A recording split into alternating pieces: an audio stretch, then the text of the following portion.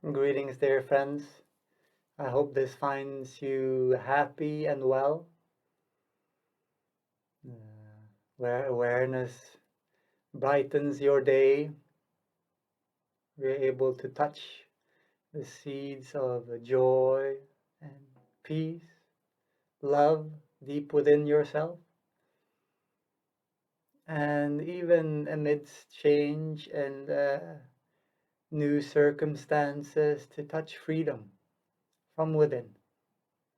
These are qualities inherent in our minds, in our consciousness.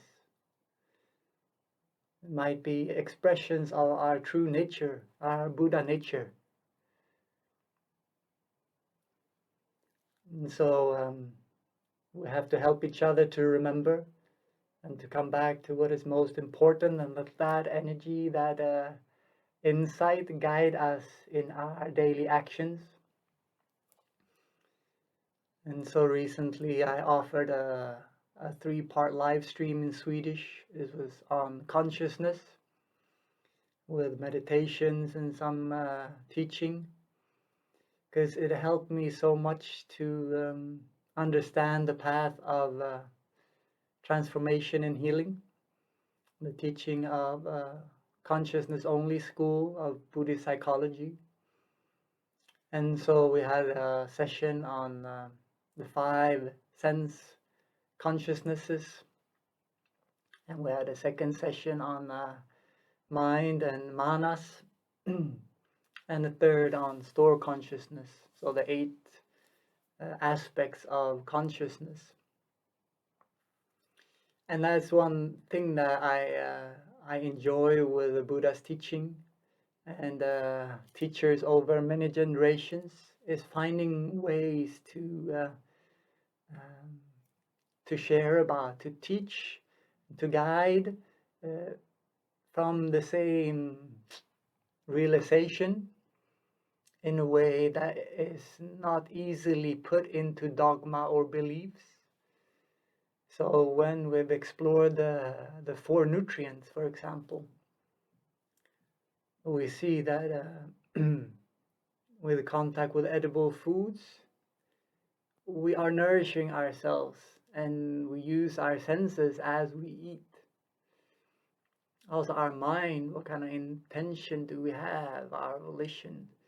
So many different aspects of our mind, of our consciousness kicks in.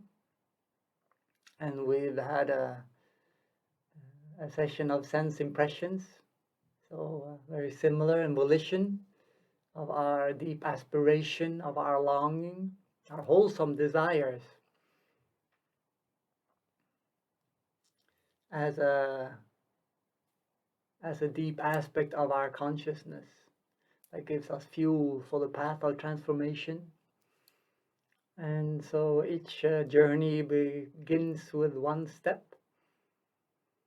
I'm sitting here at the Buddhist Vihara in Helsingborg, and I've started sharing about the art of mindful living using an expression in Swedish called livskonst i nuet, meaning the art of living in the now. So what I've trained and the path I've been following of the art of mindful living, where there's both place for happiness and there's place for suffering.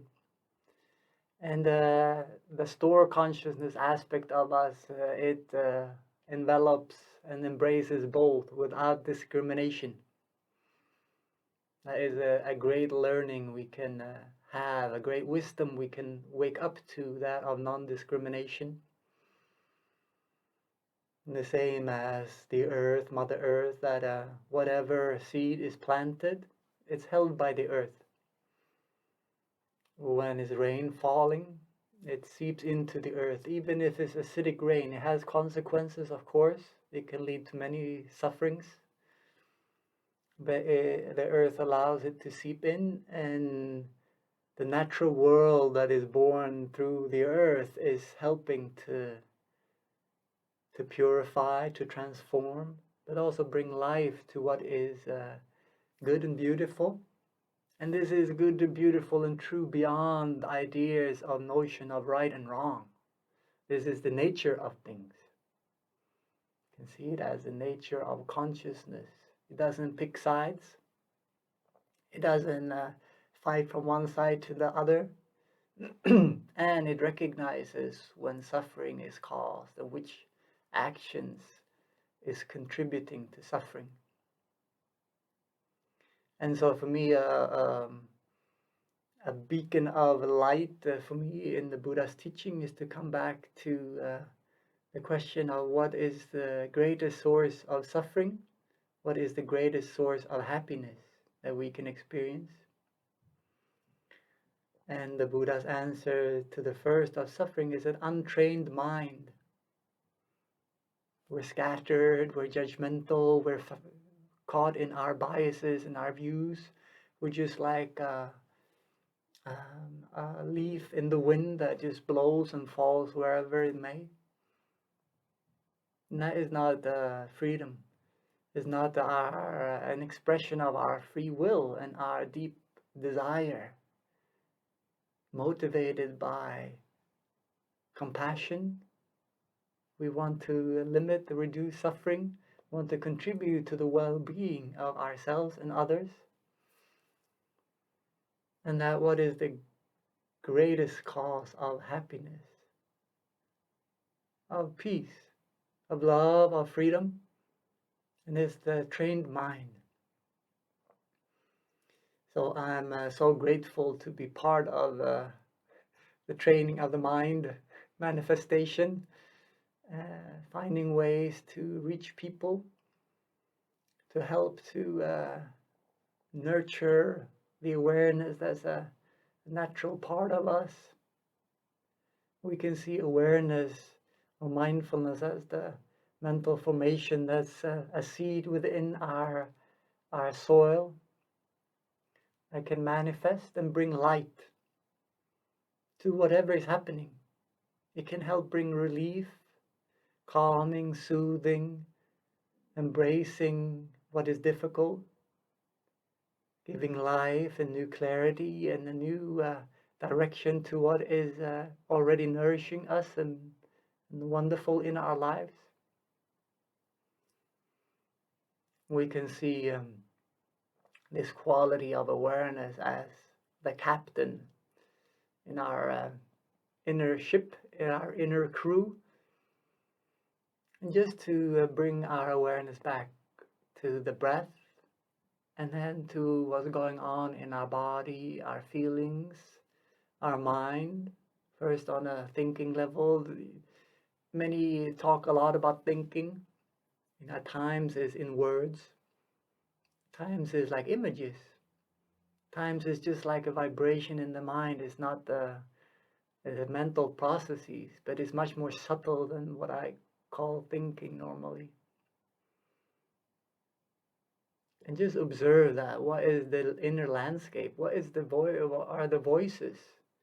Where do we put our attention? What do we give attention and nourishment? How do we deal with things that we find unpleasant? So this is the functioning and the wonder of awareness, to recognize and be in contact with what is going on. And is it nourishing peace, joy, and freedom? Or is it keeping me enslaved and feeling I'm just going through the motions? Do I have satisfaction in my life? How do I look at someone that maybe made a different decision than me? How do I look at the direction of our consciousness and our civilization? Am I able to hold the clarity and the light and love through the midst of a lot of suffering and discrimination and greed, power, abuse? So that is what kind of a frequency or energy or vibe of consciousness are we nourishing? Where do I live? Do I live in a kind, open, and clear way? Or do I just try to get by and just flow along with what the majority around me is doing? This is breaking through from the collective. You know, we need a community of friends we call Sangha to be able to stay together and see the light, remind each other of the light and love, not be swept away by worries, anxieties, of anger, of fear. So much fear. Fear of sickness, fear of death, fear of changes. And that can easily consume us. It's like a morphic field we step into. It penetrates us without us even noticing. One aspect of how consciousness is nourishing, we talk about as you go out, if it's pouring rain, you know you're getting wet. If it's really strong, you're in a very hostile, like maybe a war zone, you understand that, oof, this feels very unpleasant. And sometimes we go out and live our lives, and it's kind of a light mist in the air. And it slowly permeates us, and we get wet and cold. But in the process, it's much more difficult to notice. It's more subtle. So within a family, what kind of energy field are we creating? What kind of vibe are we creating among each other? I've been reading some wonderful novels recently that is very good at describing personal psychology and how people relate to each other in families, with friendships, and so on. And just seeing, wow, it's helping me to recognize tendencies in my own consciousness, in that of others in the world, to see where do I want to go. It's helped me to develop even more of a sense of joyfulness in daily life, of making small jokes, especially around home with Emma, is just like, it's helping to bring that awareness about. It's not just like steady does it. I'm pretty, some say I've been addicted to moderation, or I'm very reliable, very solid, and so on, and that has its wonderful place. But I also always felt like this, yes, this joy and this kind of wonderment of what's going on, that it can express itself in many ways. And it can help shift the whole group, a whole situation. So we can get a wonderful inspiration from the simplest things.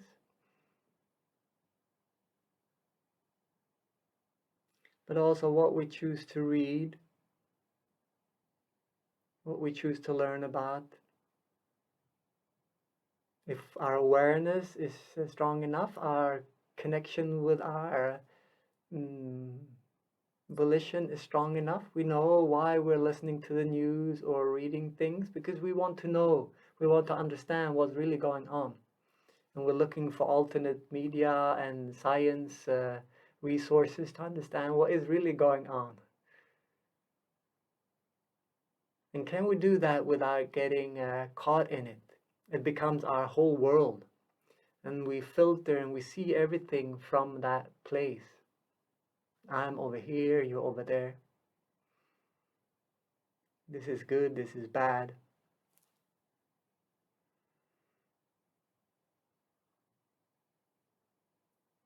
And we know that this human life is, in this physical form, is short. But we're an expression of life that goes beyond time and space. The way consciousness manifests itself is amazing.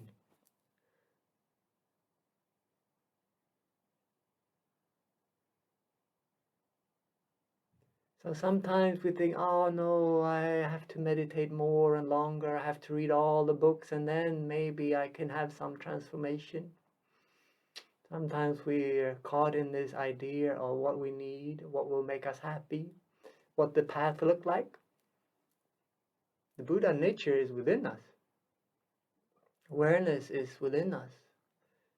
Can we recognize when we've lost contact with it and choose to, I want to realign. I want to come back. This present moment is a wonderful moment. Am I available to it?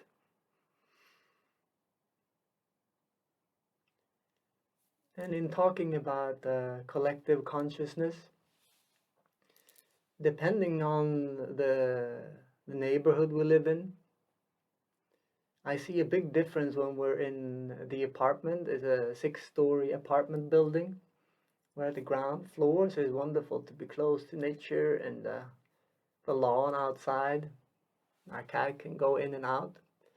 But also, you feel that there's a lot of human energy, a lot of human lives being lived in a pretty small square of this apartment building.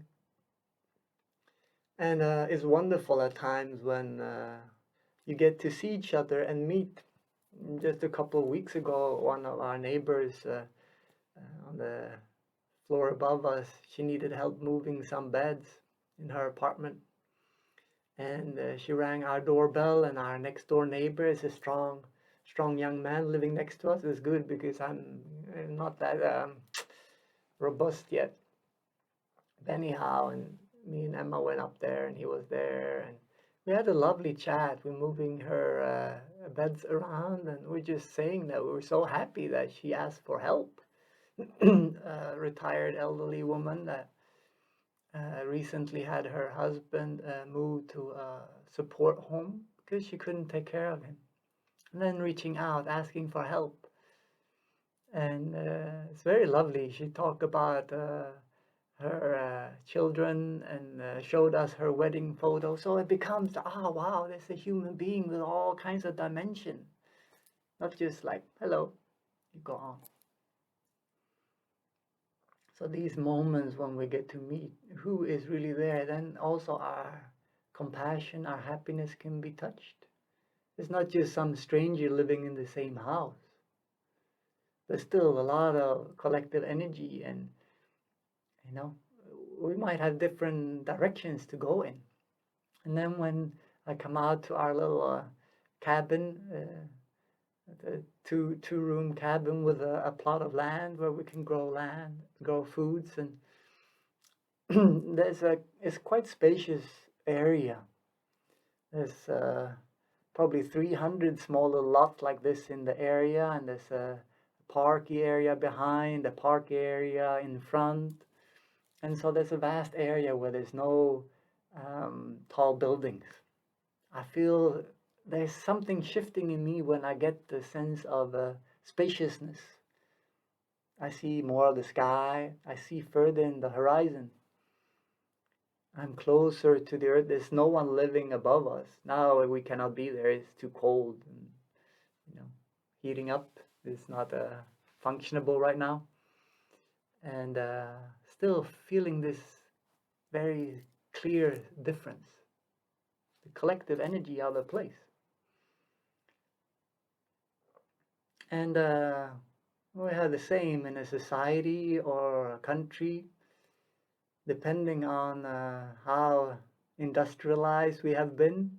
We have certain things just that is in our consciousness, and we might not even notice. When I got sick in cancer 3 years ago, and in that period, I could also see I had an expectation that my energy and my capacity would keep going up steadily like this. Maybe not exponentially like we think the economy was gonna go, but still because it's been doing like that for 10 years. So I felt like, my energy, my freedom, my joy, my capacity to serve others is steadily increasing. So I was very generous to invite new things, and as you go along to offer myself, to contribute, to be part of. And when I sat there in my room and resting, I realized actually talk about sustainability in the world. And it's been a part of me. I've been overestimating my capacity a little bit. Or I've been being too close to running my batteries low. And so, what about the inner sustainability? And so what is in the outer, it can easily permeate in. And we have a good intention. I really wanted to be part of all those things. And it was wonderful, and it continues in many ways. And I have a lesson to see, maybe I can think a little bit more deeply into myself. And like St. Francis encouraged you, few things, but do them well. I've sang the song many times. And at times it's still hard, difficult for me. And depending on the collective energy I'm surrounded with, make a big difference still after training meditation and cultivating mindfulness for all these years. So asking ourselves, is the collective consciousness we're a part of, is it helping us to move in the direction that we long for? Are we strong enough to keep our clarity and our compassion in the midst of maybe challenging conditions? That's great. We need that as well. So not just to retire, remove ourselves, but to know when we should take a step forward and when it's maybe best to realign.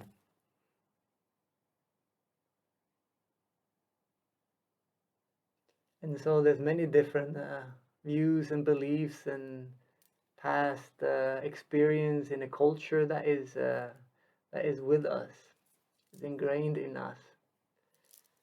Now, coming back to Sweden, I sense also that Christianity and the church in particular is such a part of our consciousness, even if we've been secularized and no one really goes to church apart from baptism and weddings, funerals, of course. But that is still part of the consciousness. And much of the sermons that have been offered from previous generations has been that of sin, of feeling like we need to repent. And so this is where things are changing, with understanding better the root from my own intuition of what did Jesus taught, what was his life actions about, and then from that interpret what has been left behind and passed on. It's such an inclusive way of living, to include everyone in his love, to encourage us to include everyone in our love. Somehow this sin and judgment crept in. Maybe we don't dare to be happy and free. Or maybe there's someone doesn't trust us all to be happy and free and make wise decisions. Sometimes we think that it's better if I control this. We might have this experience in our family, in a work group or something. I know this quality is in me, so it's not just out there, but it manifests when conditions are sufficient. We're afraid, we're reaching for something, we're not really clear about our intention. And so this thing of sin, have I done something wrong? Is there something wrong with me? Many from a Judeo-Christian background have this little whispering voice. It's part of our collected culture, even if it's not real, even if it's not true. And so what is really sin? Missing out on the wonders of the present moment is one way to interpret and understand it. It's a pity. Doesn't mean you a terrible sinner that's gonna suffer for all eternity, that's gonna be judged by some creator. And the beautiful thing with consciousness and store consciousness is that the earth that holds the seed and the seed that is held cannot separate them.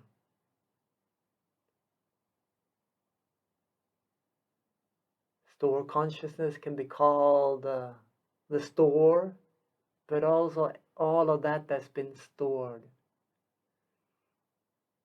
It's the museum, the building that holds all the artifacts. There cannot be a museum without all the different paintings and sculptures and so on. This is wonderful. This is the insight that we need in our time. And another way to share about sin that I really enjoy too is the translation from the Aramaic word, means to miss the mark. We're not really here. We're not really with it. It's okay, we can try again, right? Without it being like a big, heavy burden on our shoulders. And so it's great in the beginning of the new year to reflect on our roots, our genetic roots, our spiritual roots, the land ancestors, the culture that have nourished us and that we live in. It can be a wonderful way to also touch these aspects of collective consciousness. And when we look into how we want to spend this year, what do we want to focus on? What do we long for fruition to happen? What do we want to nurture? Maybe there is qualities in our consciousness that we want to continue to nurture and evolve. And there may be some that we recognize they're there. Maybe I can give them some more attention to recognize and learn to accept. This can be a very tricky part of accepting. Sometimes, yeah. But we keep it like locked up in the cupboard. How much of that acceptance, and it can be very helpful to have someone to not confess to, but just to admit to, wow, yeah, this is in me. I see this in me sometimes. As a recognition of like, yeah, this here. It's also very helpful in the process of acceptance, and so that we can embrace. So the grip can loosen, and life, the naturalness of life and consciousness can flow through us. And so it's a while since I started these four video blogs on consciousness and of Four Nutrients rather. And I'm also focusing my energy into the livskonst i nuet more, and this activities in Swedish. If you're part of the local sangha, you want to organize a retreat online or a sangha evening, or would like to collaborate with me in some way, just let me know. But I won't be doing as much or even less in English. I'm also available for individual healing sessions that includes deep listening of meditation, some reflections, and also to work with our energy. Matter is made up of energy. We cannot separate body and mind. And so from that interbeing nature perspective, it's a session about an hour, as I'm also available for those. And I'll continue with the Facebook Son of Wisdom blog or Son of Wisdom page, and have a tab on my Swedish page for Son of Wisdom, but I just don't have the energy to maintain the English site, and so I'm also choosing where to put my energy that is still limited. I want it to be sustainable and yeah, working well. So it's been a pleasure to share some of my experience, reflections, insights with you. And I hope to see you in one way or another. And there'll always be a playlist on the YouTube channel with a Son of Wisdom. So there's also a way to see if I've produced something new, if something new in terms of video has manifested. And I wish you to find your path more and more clearly, where the present moment and the wonderment of this moment becomes more and more available to you, where joy and laughter is available, where peace and serenity is available,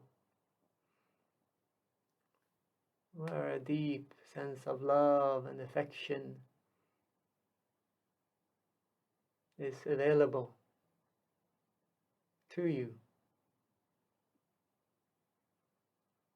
And as your mind gets trained, gets stronger in awareness, and as we collectively wake up, may we all be free.